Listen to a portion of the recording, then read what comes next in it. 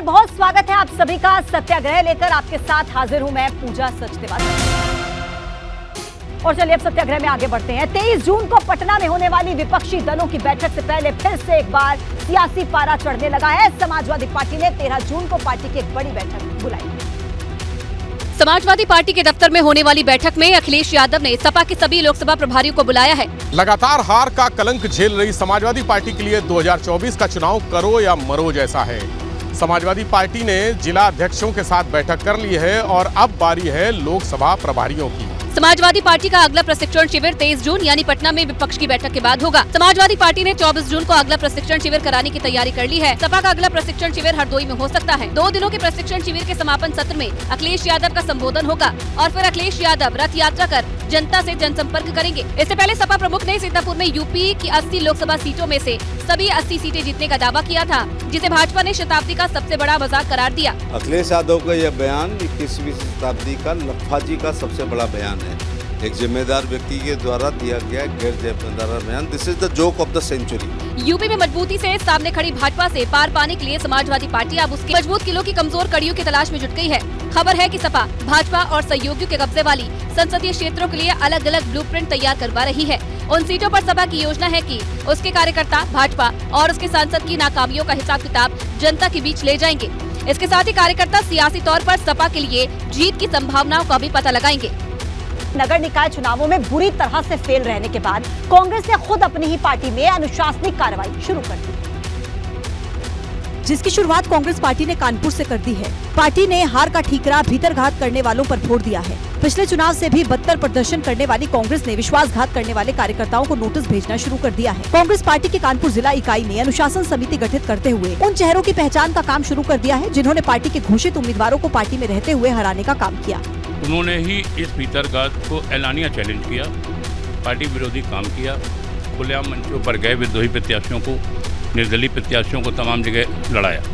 उससे क्या हुआ, हमारा वार्ड प्रत्याशी भी हारा और साथ ही हमारे मेयर के चुनाव में भी उसका बड़ा असर हुआ। कांग्रेस की दशा सिर्फ कानपुर में नहीं है। कांग्रेस शहरों में नीलबटे सन्नाटा रही है। मेयर सीट पर पार्टी का खाता भी नहीं खुला, जबकि नगर पालिका और नगर पंचायत अध्यक्ष में पार्टी को करारी मात खानी पड़ी।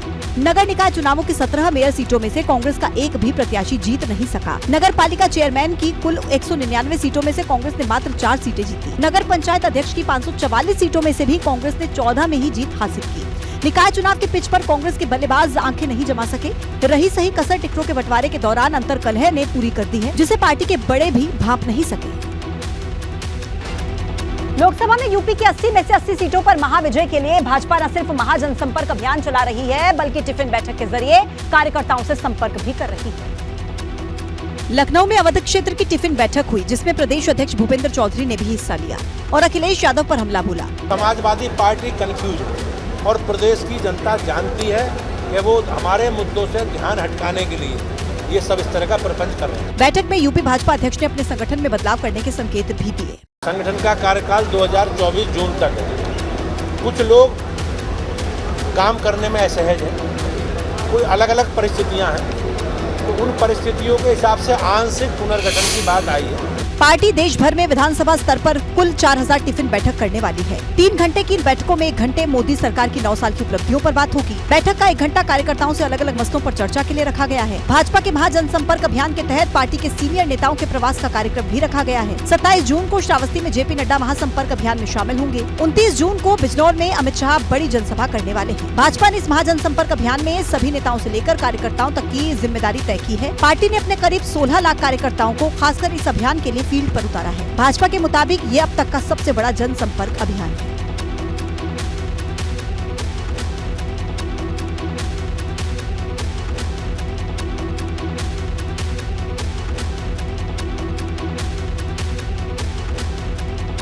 और चलिए सत्याग्रह में आगे बढ़ते हैं। मायावती ने साफ कर दिया है कि वो लोकसभा चुनाव में अकेले ही मैदान में उतरेंगी, लेकिन मायावती के एक सांसद इन दिनों पार्टी लाइन से अलग विपक्षी एकता वाले सुर में सुर मिला रहे हैं। लगातार चुनाव हारने के बाद बसपा अब नए फॉर्मूले पर काम कर रही है। हाथी की चाल और सियासी रणनीति का अंदाजा इसी बात से लगाया जा सकता है कि पार्टी अभी से लोकसभा चुनाव के लिए प्रत्याशियों को चुनने के लिए मंथन कर रही है। बसपा सुप्रीमो मायावती ने सभी मंडलों में मजबूत प्रत्याशियों का पैनल बनाने के निर्देश दिए हैं, जिसके लिए हर मंडल में 4 से 5 प्रत्याशियों का पैनल बनाया जाएगा। जिला और मंडल कमेटी प्रत्याशियों का पैनल बनाएगी। प्रत्याशियों के नाम पर अंतिम मोहर बसपा अध्यक्ष मायावती लगाएंगी। इसके अलावा 2024 को ध्यान में रखते हुए पार्टी प्रभारियों को रोजाना बैठक करने के निर्देश दिए गए हैं। पार्टी नेताओं का मानना है कि भाजपा को मात देने के लिए पुख्ता तैयारी जरूरी है। देश के नक्शे पर तानाशाही और तरह तरह के ऐसे बदलाव आप देख लेंगे कि फिर शायद मेरा तो ख्याल है कि प्रजातंत्र ही नहीं रहेगा, एक डिक्टेटरशिप हो जाएगी। 2024 की चुनावी चुनौतियों को देखते हुए मायावती अभी से बिसात बिछा रही हैं। संगठन की मजबूती के साथ साथ सोशल इंजीनियरिंग पर बसपा का जोर है। धर्मांतरण सिंडिकेट का सरगना खान शहनवाज मकसूद उर्फ बद्दो को महाराष्ट्र के ठाणे से गाजियाबाद ले जाया जा रहा है। ठाणे कोर्ट ने गाजियाबाद पुलिस की 15 जून तक की ट्रांजिट रिमांड मंजूर कर ली है। पुलिस ने सोमवार को कोर्ट में बताया कि वो सड़क के रास्ते से बद्दो को गाजियाबाद लेकर जाएंगे और करीब 1500 किलोमीटर का सफर तय करेंगे। थाने से लेकर जाने और कोर्ट में पेश करने में पुलिस को करीब 3 दिन का समय लगेगा। कोर्ट ने पुलिस को साफ आदेश दिए हैं कि मुलजिम को रास्ते में खाना दवाई की दिक्कत न हो, साथ ही उसकी सुरक्षा का ख्याल रखा जाए। ऑनलाइन गेम के जरिए बच्चों का धर्मांतरण करवाने वाले रैकेट में शामिल शाहनवाज खान को महाराष्ट्र के रायगढ़ जिले से रविवार को गिरफ्तार किया गया। जांच में खुलासा हुआ है कि बद्दो धर्मांतरण गिरोह का मास्टरमाइंड है। वो गेमिंग ऐप के जरिए लोगों को हरवा देता था, फिर कुरान की आयतें पढ़कर खेलने की बात कहता था। इस तरह किशोरों को बहलाकर उनका धर्मांतरण करवा देता था। इस पूरे मामले का भंडाफोड़ तब हुआ जब एक हिंदू परिवार ने अपने बच्चे के धर्मांतरण की शिकायत पुलिस से की। गाजियाबाद के कविनगर थाने में दर्ज शिकायत में हिंदू परिवार ने मौलवी अब्दुल रहमान और शाहनवाज उर्फ बद्दो पर अपने बेटे का जबरन धर्मांतरण करवाने का आरोप लगाया था। इससे पहले धर्मांतरण रैकेट से ही जुड़े गाजियाबाद की एक मस्जिद के मौलवी अब्दुल रहमान को पुलिस गिरफ्तार कर चुकी है। पुलिस से जुड़े सूत्रों ने बताया कि पूछताछ में अब्दुल रहमान ने बच्चों के धर्मांतरण की बात को कबूला है। जेल में बंद समाजवादी पार्टी के विधायक इरफान सोलंकी की मुश्किलें कम होने का नाम नहीं ले रही। आरोप है कि कानपुर में इरफान सोलंकी की पत्नी नसीम सोलंकी हमराज कॉम्प्लेक्स में डायरेक्टर पद पर आसीन थी। इस मामले में धांधली के आरोप में विधायक की पत्नी पर क्राइम ब्रांच ने जांच शुरू कर दी है। उसे पढ़ने के बाद कानपुर पुलिस ने इस संपूर्ण प्रकरण पर अपनी जांच क्राइम ब्रांच को दी। एक बार जांच में अगर तथ्य असर्टन होते, अगर ये सूचनाएं सही होती है तो विधिक परामर्श देकर भी जरूर कार्रवाई की जाएगी। दरअसल नसीम सोलंकी से जिस हमराज कंस्ट्रक्शन कंपनी का नाम जुड़ रहा है, उस कंपनी का मालिक बिल्डर हाजी वसी है। जेल में बंद हाजी वसी का नाम 2018 में हुए कानपुर हिंसा में शामिल है। नसीम सोलंकी के अलावा इस कंपनी में इरफान के चाचा मोहम्मद मेराज, मोहम्मद वसीम और खदीज तुल कुबरा निदेशक पद पर कार्यरत होने की बात सामने आई थी। हालांकि कानपुर हिंसा में जैसे ही हाजी वसी का नाम सामने आया, उस समय इरफान सोलंकी ने हाजी वसी से खुद को अलग कर लिया था और ये भी कहा था कि नसीम सोलंकी हमराज कंस्ट्रक्शन कंपनी से इस्तीफा दे चुकी है। फर्जीवाड़ा यही हुआ। रजिस्ट्रार ऑफ कंपनीज में दाखिल दस्तावेज के मुताबिक विधायक की पत्नी नसीम के इस्तीफे का प्रस्ताव बोर्ड ऑफ डायरेक्टर्स की तरफ से पास ही नहीं किया गया। नसीम सोलंकी के इस्तीफे का फॉर्म DIR 12 4 अगस्त 2022 यानी कानपुर हिंसा के बाद दाखिल किया गया। सर्द वादियों वाली उत्तराखंड की राजनीति इस वक्त पूरी तरह से गर्म है। वजह है पूर्व सीएम त्रिवेंद्र सिंह रावत का एक बयान। हाथों में तख्तियां लेकर हंगामा कर रहे ये कांग्रेस के कार्यकर्ता हैं। यूथ कांग्रेस के कार्यकर्ताओं ने पूर्व सीएम त्रिवेंद्र सिंह रावत के आवास का घेराव किया। नारेबाजी करते हुए यूथ कांग्रेस कार्यकर्ता बैरिकेड्स पर चढ़ गए। हालांकि पुलिस ने उन्हें आगे नहीं जाने दिया। कांग्रेस ने त्रिवेंद्र सिंह रावत को पार्टी से निष्कासित करने की मांग की है। राष्ट्रपिता महात्मा गांधी के हत्यारों का महिमामंडन करने का काम कर रहे हैं। महात्मा गांधी की शहादत को, उनके योगदान को अपमानित करने का काम कर रहे हैं। हम इसके कड़े शब्दों में निंदा करते हैं। कांग्रेस के विरोध के बीच त्रिवेंद्र रावत अपने बयान पर कायम हैं। इतना ही नहीं, त्रिवेंद्र रावत ने कहा कि कांग्रेस खुद ही महात्मा गांधी की हत्यारी है। दर्द वर्द कुछ नहीं उनके पेट में, वो केवल स्वांग कर रहे हैं, नाटक कर रहे हैं दर्द का, क्योंकि गांधी के असली हत्यारे अगर कोई है तो कांग्रेस है। दरअसल उत्तराखंड के पूर्व मुख्यमंत्री त्रिवेंद्र सिंह रावत ने बुधवार को महात्मा गांधी के हत्यारे नाथूराम गोडसे को लेकर एक बयान दिया था, जिसमें उन्होंने गोडसे को देशभक्त करार दिया। इतना ही नहीं, त्रिवेंद्र सिंह रावत ने राहुल गांधी के सरनेम को लेकर भी टिप्पणी की थी। एक के बाद एक सामने आ रहे लव जिहाद के कई मामलों के बाद 15 जून को पुरोला में महापंचायत बुलाए जाने के ऐलान के बाद पहाड़ों में माहौल गर्मा गया है। उत्तरकाशी के हिंदू संगठनों ने उत्तरकाशी में 15 जून को एक बड़ी महापंचायत बुलाने का ऐलान कर दिया है, जिसका मुद्दा होगा उत्तराखंड के अलग अलग जिलों से लगातार सामने आ रहे लव जिहाद के मामले। एक महीने में लव जिहाद के 13 मामले सामने आए हैं, जबकि 5 महीनों में ऐसे 48 मामले सामने आ चुके हैं। पिछले साल उत्तराखंड में लव जिहाद के 78 मामले थे, लेकिन पुरोला की घटना के बाद अब लोग लव जिहाद के खिलाफ सड़कों पर आ गए हैं। पुरोला की घटना में हम लोग देख रहे थे कि जब ये लोग खड़े नहीं हुए तो वहाँ के स्थानीय लोग इस बात पे उनके खिलाफ खड़े हुए हैं कि इतने समय से ये लोग यहाँ व्यापार कर रहे हैं, सारा व्यापार हम लोगों की वजह से होता है। इसी को लेकर उत्तरकाशी के पुरोला में 15 जून को हिंदू संगठनों ने महापंचायत करने का ऐलान कर दिया, जिनका आरोप है कि हमेशा साथ रहने के बावजूद लव जिहाद के मुद्दे पर पुरोला में समुदाय विशेष का रुख उल्टा है। उन्होंने एक ज्ञापन माननीय मुख्यमंत्री जी को और वहाँ के उप जिला अधिकारी के माध्यम से दिया और ये हुआ कि व्यापार मंडल ने सबको आह्वान किया कि सभी व्यापारी इस घटना के खिलाफ हम लोग ज्ञापन देंगे। फिलहाल उत्तरकाशी जिले के पुरोला में समुदाय विशेष को दुकानें और घर खाली करके जाने के लिए लगाए गए पोस्टर से इलाके में तनाव है। धर्मांतरण सिंडिकेट का सरगना खान शहनवाज मकसूद उर्फ बद्दो को महाराष्ट्र के ठाणे से गाजियाबाद ले जाया जा रहा है। ठाणे कोर्ट ने गाजियाबाद पुलिस की 15 जून तक की ट्रांजिट रिमांड मंजूर कर ली है। पुलिस ने सोमवार को कोर्ट में बताया कि वो सड़क के रास्ते से बद्दो को गाजियाबाद लेकर जाएंगे और करीब 1500 किलोमीटर का सफर तय करेंगे। थाने से लेकर जाने और कोर्ट में पेश करने में पुलिस को करीब 3 दिन का समय लगेगा। कोर्ट ने पुलिस को साफ आदेश दिए हैं कि मुलजिम को रास्ते में खाना दवाई की दिक्कत न हो, साथ ही उसकी सुरक्षा का ख्याल रखा जाए। ऑनलाइन गेम के जरिए बच्चों का धर्मांतरण करवाने वाले रैकेट में शामिल शाहनवाज खान को महाराष्ट्र के रायगढ़ जिले से रविवार को गिरफ्तार किया गया। जांच में खुलासा हुआ है कि बद्दो धर्मांतरण गिरोह का मास्टरमाइंड है। वो गेमिंग ऐप के जरिए लोगों को हरवा देता था, फिर कुरान की आयतें पढ़कर खेलने की बात कहता था। इस तरह किशोरों को बहलाकर उनका धर्मांतरण करवा देता था। इस पूरे मामले का भंडाफोड़ तब हुआ जब एक हिंदू परिवार ने अपने बच्चे के धर्मांतरण की शिकायत पुलिस से की।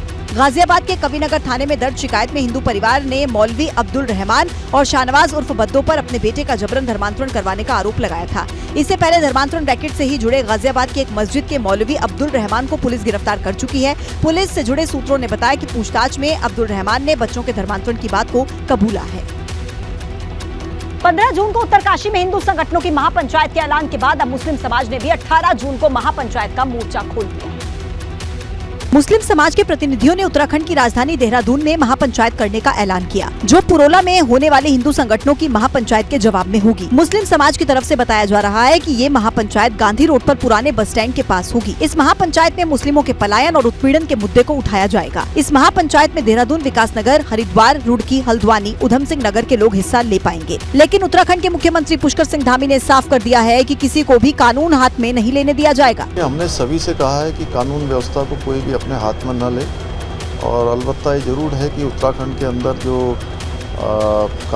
जो जनसंख्या का परिवर्तन हो रहा है, डेमोग्राफिक चेंज हो रहा है, या जिनके कारण से यहाँ पर कानून व्यवस्था की स्थिति खराब हो रही है, उस पर हमने पुलिस को भी और प्रशासन को भी सभी को कहा है सख्ती से काम लें।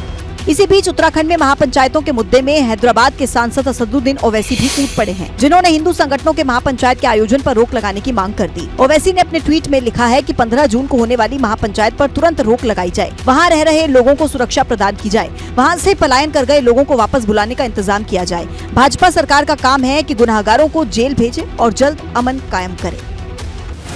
गोरखपुर में माफिया अजीत शाही के अवैध कब्जे पर चला प्रशासन का बुलडोजर। माफिया ने नगर निगम की करोड़ों रुपए की कीमत की जमीन पर किया था कब्जा। कानपुर सागर हाईवे पर लगी वाहनों की कतार। रमईपुर चौराहे को लेकर नौबस्ता चौराहे तक लगा लंबा जाम। ट्रक के खराब होने की वजह से जाम में परेशान रहे। ऑनलाइन गेम धर्मांतरण के मामले में आरोपी शाहनवाज उर्फ बद्दो की मिली ट्रांजिट रिमांड। आज शाम को गाजियाबाद पुलिस बद्दो को लेकर निकलेगी गाजियाबाद। कोर्ट ने सुरक्षा को मजबूत रखने के दिए निर्देश। गाजियाबाद में गेमिंग जिहाद के आरोपी शाहनवाज का वीडियो आया सामने। सीसीटीवी फुटेज में अलीबाग लॉन्ज में जाते दिखा आरोपी शाहनवाज। धर्मांतरण के आरोपी को महाराष्ट्र के ठाणे पुलिस ने किया था गिरफ्तार। संजीव जीवा हत्याकांड का मामले में नया पेंच। आरोपी विजय से बरामद मोबाइल फोन में नहीं मिला सिम कार्ड। हत्या से पहले सिम कार्ड निकालकर फेंकने की जताई जा रही है। कानपुर हिंसा के आरोपी वशी से जुड़े इरफान सोलंकी के तार। बिल्डर वशी की कंपनी में थी सोलंकी की पत्नी। हिंसा के बाद ही उनकी पत्नी ने दिया था इस्तीफा। यूपी को 8000 करोड़ से ज्यादा की योजनाओं की मिली सौगात। प्रतापगढ़ में 2150 करोड़ की 5 सड़क परियोजनाओं का शिलान्यास। कार्यक्रम में केंद्रीय मंत्री नितिन गडकरी और सीएम योगी रहे। G20 की बैठक को पीएम मोदी का वर्चुअल संदेश। कहा कि ग्लोबल साउथ का लक्ष्य विकास। G20 के विकास का एजेंडा काशी तक पहुंचा।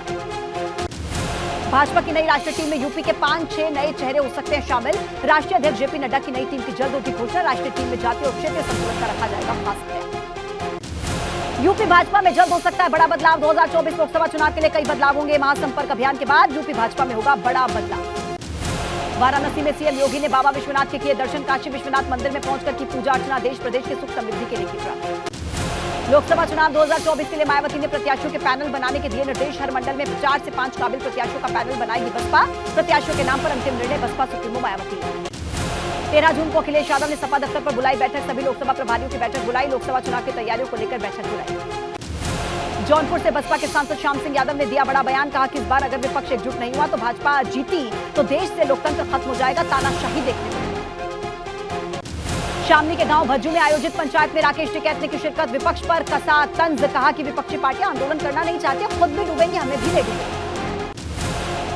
वाराणसी में कैंट थाना क्षेत्र के पांडेपुर चौराहे पर ट्रांसफार्मर में लगी भीषण आग। फायर ब्रिगेड की गाड़ी ने आग पर पाया काबू। गाजियाबाद में खड़ी वाहनों में भीषण आग। आग लगने की वजह से लोगों में अफरा तफरी का माहौल। आग पर पाया गया काबू। थाना वसूली गाजियाबाद का। आगरा में खाना बनाते वक्त सिलेंडर में लगी भीषण आग। आग लगने से लाखों का सामान जलकर खाक। आग पर पाया गया काबू। लखीमपुर में मुर्गी फार्म में लगी भीषण आग। आग लगने से मचा हड़कम सिंघा कला गांव का मामला। कानपुर के सेंट्रल रेलवे स्टेशन में भीषण आग लगने की तस्वीरें। खाने के स्टॉल में भीषण आग लगी। हड़कंप का माहौल। सेंट्रल रेलवे स्टेशन के प्लेटफॉर्म नंबर 9 की। गाजियाबाद में घर में आग लगने से 2 महिलाओं की जलकर मौत। ऊपरी मंजिल पर फंसे लोगों को बाहर निकाला गया। लोनी क्षेत्र के लालबाग कॉलोनी का मामला। शामली में चम्मच की फैक्ट्री में भीषण आग। करीब 3 करोड़ से ज्यादा का नुकसान की आशंका। फायर ब्रिगेड की गाड़ियों ने आग पर पाया। मसूरी देहरादून मार्ग पर कोलू खेत के पास कार बनी आग का गोला। कार सवार लोग बाल बाल बचे। फायर सर्विस की टीम ने जब तक आग पर काबू पाया तब तक कार जलकर हो चुकी थी। लखनऊ में फल की दुकान में भीषण आग। फायर ब्रिगेड की टीम ने मौके पर पहुंचकर आग पर पाया काबू। बिजनौर थाना क्षेत्र की। बलरामपुर में शादी की खुशियों पर लगा ग्रहण। सड़क किनारे खड़े ट्रक से टकराई बारातियों से भरी बोलेरो। हादसे में दूल्हे और उसके रिश्तेदार की। बस्ती में शादी समारोह में टेंट लगाते वक्त हुआ हादसा। हाई टेंशन तार से टकराया लोहे का पाइप। करंट की चपेट में आने से शख्स। पीलीभीत में नहर में नहाने गए 2 दोस्त डूबे। बीती शाम तक रेस्क्यू करने के बाद भी नहीं मिले दोनों के शव। दोनों डी फार्मा के छात्रों की तलाश जारी।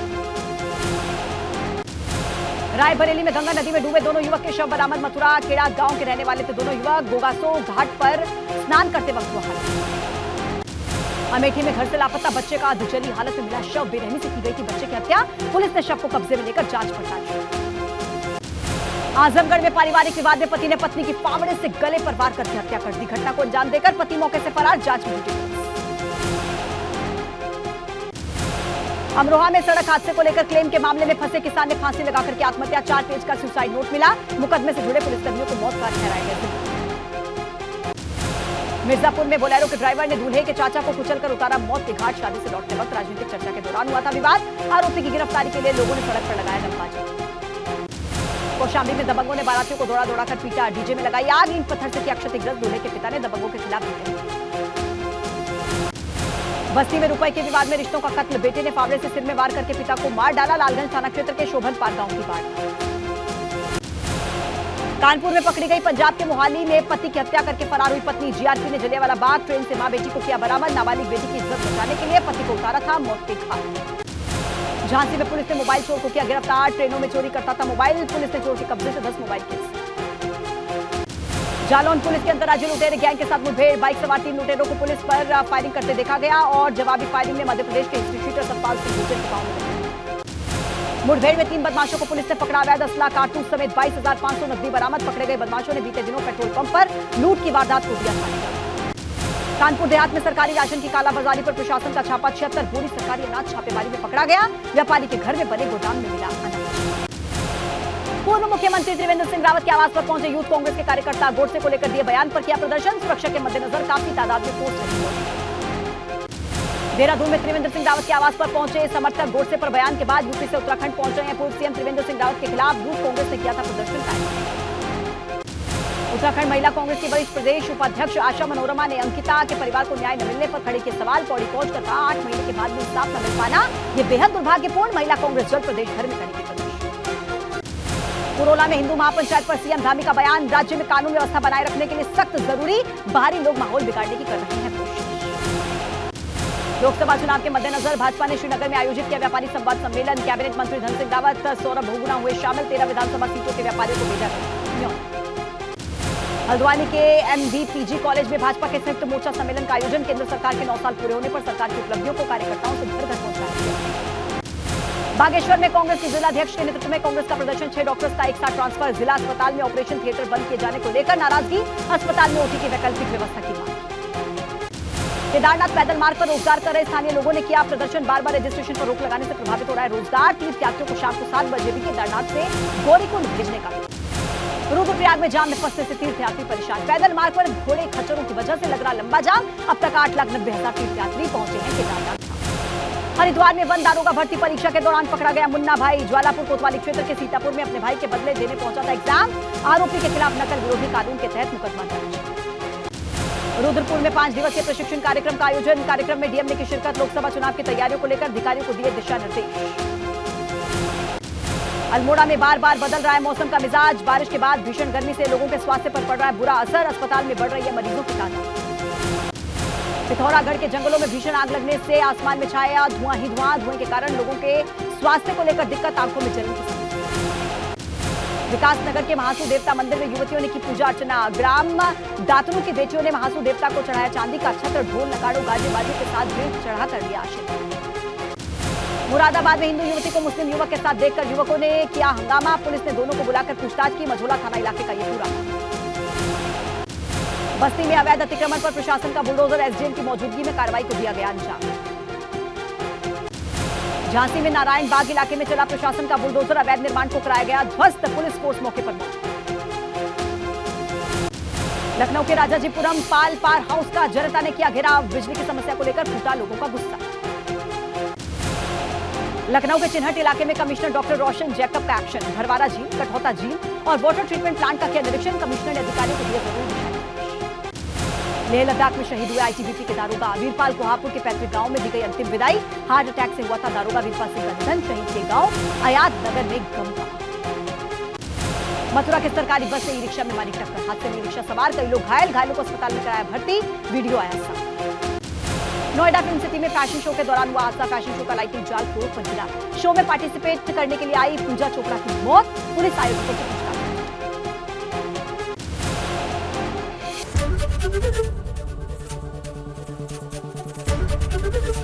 एबीपी गंगा, खबर आपकी, जुबान आपकी।